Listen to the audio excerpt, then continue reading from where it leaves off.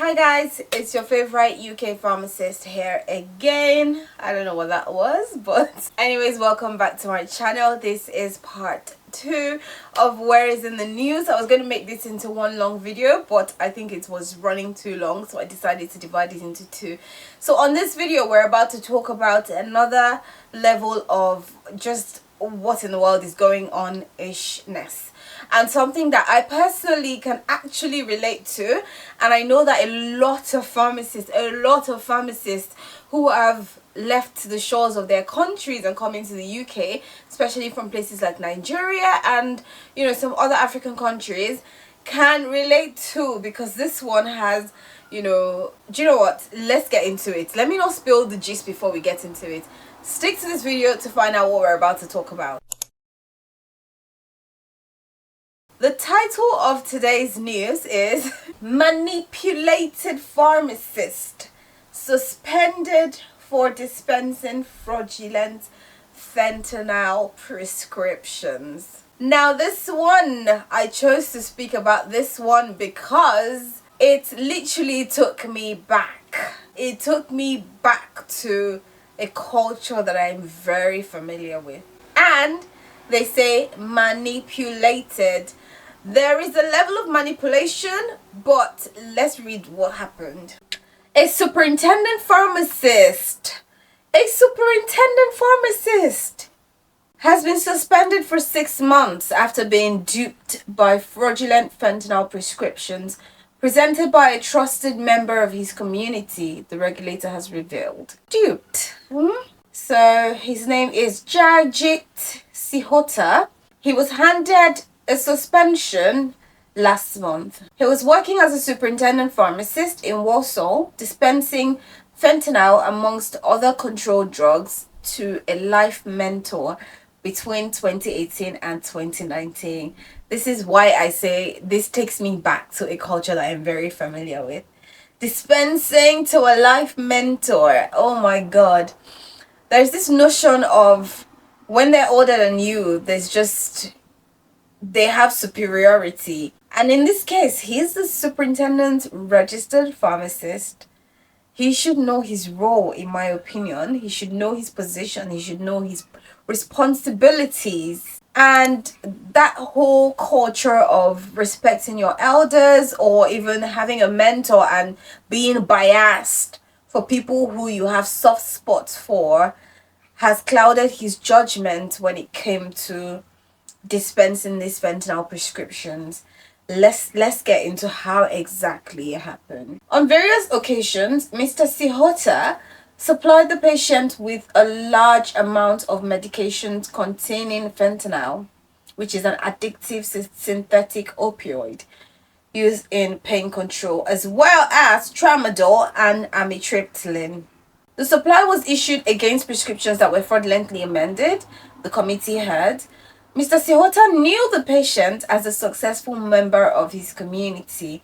Red flags everywhere, that he held in high regard, and he understood that their need for painkilling drugs was explained by their involvement in a motorcycle accident, the document said. It doesn't matter why you need this medication, as long as you're presenting fraudulent prescriptions, that's definitely a no-no. And this successful member of his community that he held in high regard, this is something that I feel like a lot of us Africans fall prey to. Successful member of our community that we hold in high regard, suddenly we start to call them uncle, auntie. They're not even related to us. Suddenly we have all these obligations to them. Suddenly we can do things, bend rules for them, in jeopardy of our own professional license. After dispensing fentanyl to the patient several times in 2019, he decided to report the possibility that the prescriptions were fraudulent to the local commissioner. Okay. Following his report, an investigation was launched by the South Warwickshire NHS Trust's Counter Fraud Office, and an examination of 87 prescriptions issued by 3 GP practices found that the handwritten amendments were not the work of the prescribers, the committee heard. There were a significant number of red flags, and this is my problem here. A successful member of his community that he held in high regards, all of a sudden he was blinded to red flags. We need to stop allowing our sentiments stop us from seeing things that we should actually see, stop us from doing things that we should actually do. We should stop allowing sentiments to let us throw ourselves under the bus, because this is what this pharmacist has done here. And I'm speaking to myself as well, because I tend to get really sentimental. I want to help people that I love and care about. However, it's so easy to fall prey to people who want to use and manipulate you. The prescriptions had various defects related to the dose, amount of medication prescribed, the inclusion of additional medication, and some were expired, making them invalid. Now that one is, let me not be judgmental, because I mean, how would you, if you notice that an invalid prescription, an expired prescription, and you still went ahead to dispense it? Uncle. The committee found that Mr. Shihoda had overlooked a significant number of red flags related to the scripts, which were electronic with various handwritten amendments over an extended period of time. Hardly would you have an electronic prescription with handwritten amendments. See, I'm talking so much. Let's just read this, alright? He admitted that there was no defense for his actions and acknowledged that he had failed in his duty, telling the committee that pharmacists are guardians of the nation's medicines cabinets. In a sample of 32 scripts, the NHS fraud investigator found missing information on dosage, the name and form of the medication, and that some of the prescriptions had expired. The fraud investigator found that the numerous unusual aspects to the prescriptions should have prompted Mr. Sihoda to conduct checks with the patient's prescriber. He failed to consider the possibility that the prescriptions being produced by the patient might have been forged to support an addiction to or misuse controlled drugs. The committee felt that Mr. Sihoda's misconduct, the uncontrolled supply of addictive drugs, could have caused serious harm to the patient, who was potentially vulnerable, or disrupted the care plan put in place by their GP. Absolutely. It found that he could have, or he should have, communicated with the patient's prescribers instead of accepting the patient's explanations without question. Without question. We don't question our elders. We don't question anyone who is in authority. We don't question successful people. That is wrong, and we need to stop doing that. We need to stop.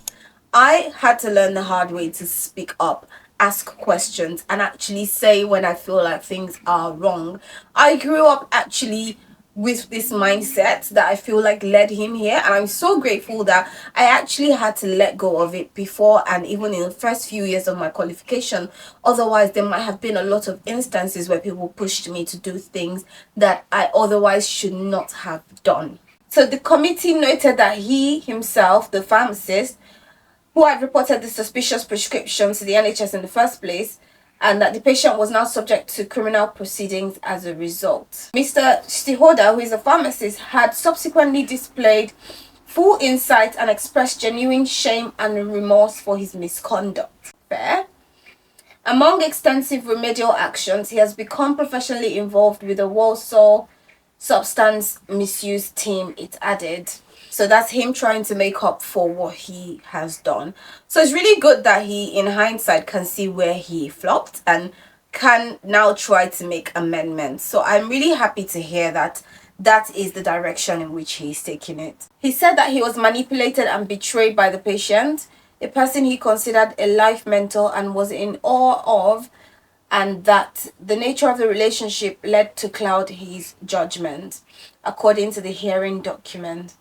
It added that it is a measure of the personal and professional trust he placed in the patient, and that he felt angry that he was duped, and that he now realized that the trust was misguided and derived from cultural norms such as respect for community elders. Oh, this is exactly the nail that I wanted to hit on the head. It's just so sad that we are raised to just, blindly follow and blindly trust and blindly listen to elders. And I hope that a lot of us are seeing where this can be detrimental, because now we live in a society where things like that are not even so common anymore. So why would you still behave like that? Well, in the UK, we still have these communities moving about together, so it's still understandable that they can see themselves as, you know, a group of people of the same culture, and they still keep, you know, their cultural norms that they're used to. But things like this will just, you know, open everybody's access. So if you're listening to me and you're still of this mindset, I think it's about time that you start thinking about what you're doing, thinking about stopping it, thinking about who you listen to without even reasoning about whether they are right or they are wrong, despite the fact that they are elders or they are not elders. It does not matter. The fact that someone is an elderly person does not mean that they cannot be manipulative, they cannot be evil, they cannot be wicked, they cannot tell lies, they cannot have evil intentions. Ask questions. I recently questioned someone that was actually a family a lot, and she looked at me and said, well, when I was growing up, we weren't allowed to question our elders like this. I'm like, well, if I have questions, I have to ask. I can't just do everything you're asking me to do, especially when some of them don't sit well with me. I would like to know exactly why you're saying this needs to be done, and where is the origin? Is there a reason? Is there...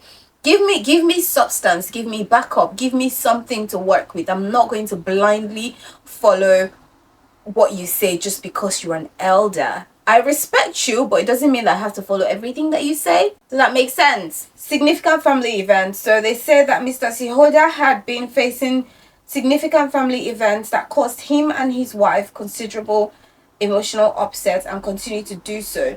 He believed that he could improve his own circumstances under the patient's mentorship, and allowed his relationship with them to compromise his professional judgment, according to the document. Also, basically, he was seeking help in his personal life from this patient, and the patient then used that situation to manipulate him. I pray that we never ever fall into the hands of people that we believe would help us, but they end up manipulating and using us and sending us to a detrimental place, because it happens. And I pray that that is not our cases. I pray that as professionals we are able to open our eyes and see what's in front of us for what it is, in Jesus' name. So the committee also found that Mr. Sihoda's otherwise unblemished career and many positive references and testimonials were mitigating factors. He's a caring pharmacist who is proud of his role as a pharmacist, and his work is undoubtedly valued within his community. It said, adding that there was minimal risk of the misconduct being repeated. Nevertheless, the committee found that the public would see Mr. Sihoda as having failed in his responsibility as a pharmacist to make certain that the prescriptions were legitimate. So they've decided to suspend him for 6 months, which I think is fair. Now, just as I would any of the people that I speak about in these videos, I pray that he finds peace, and I pray that he learns from this, and I pray that he's able to move on from it, because none of us is above mistakes. None of us is above flaws and falling into traps. Let's just pray that on our journey to becoming lovely healthcare professionals, on our journey to becoming healthcare professionals that we are proud of, that we don't fall into traps and snares that might be set for us. So let's just, in all things, at least empathize with people a little bit when these kind of things happen to them. There's some cases where obviously they're just completely wrong, but in his case, I think he was definitely manipulated. Sadly, somehow his judgment was clouded, and I don't know how in the world that carried on for that long. And it just looked like it was so glaring from what I can read here. It looked like, or it sounds like, it was so glaring that there was something off with these prescriptions, but he didn't pick it up because of his trust for this person that he called a mentor. So, dear brothers and sisters, dear lovely pharmacists, please do not fall prey to any mentor, uncle, auntie, whoever they may be, that might think that because they are older than you or more successful than you or in a position of reverence, they would come and dictate how you should do your job to you, or they will come and try to manipulate you.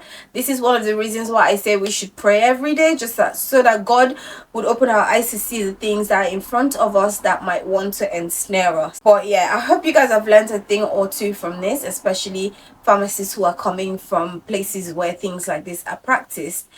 Please feel free to leave a like, comment, and subscribe to my channel if you haven't already subscribed, and I'll catch you in my next video.